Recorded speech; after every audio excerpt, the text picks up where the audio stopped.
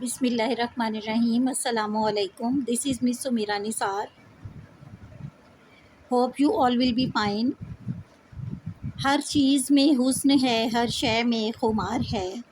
ہر چیز میں حسن ہے، ہر شے میں خمار ہے. دیکھیے جی دیکھیے یہ تو پرستان ہے.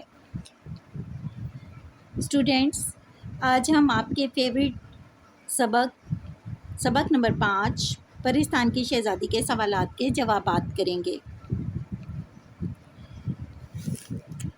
سوال ہے، سیدانی بی نے گزر اوقات کے لیے کون سا پیشہ اختیار کیا؟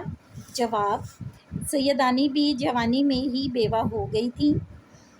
اس زمانے میں عورتوں کے لیے دوسری شادی کرنا معیوب خیال کیا جاتا تھا، اس لیے سیدانی بی نے اپنی گزر اوقات کے لیے مغلانی یعنی درزن کا پیشہ اختیار کیا.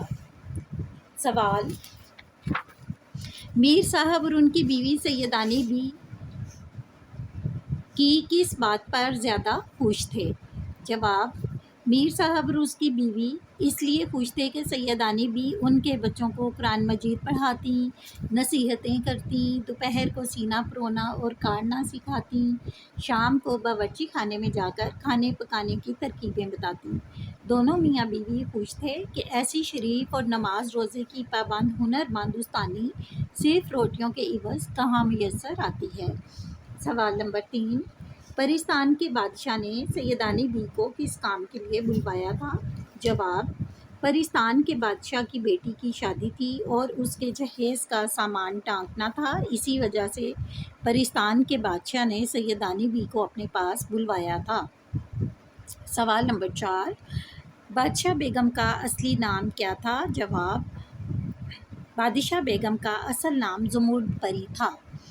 سوال نمبر 5، پرستان کے پھلوں کی خاص بات کیا تھی؟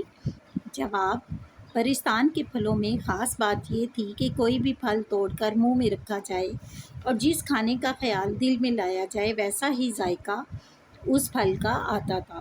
اور دوسری خاص بات یہ تھی کہ اگر کوئی پھل توڑا جائے تو فوراً اس کی جگہ دوسرا پھل نکل آتا.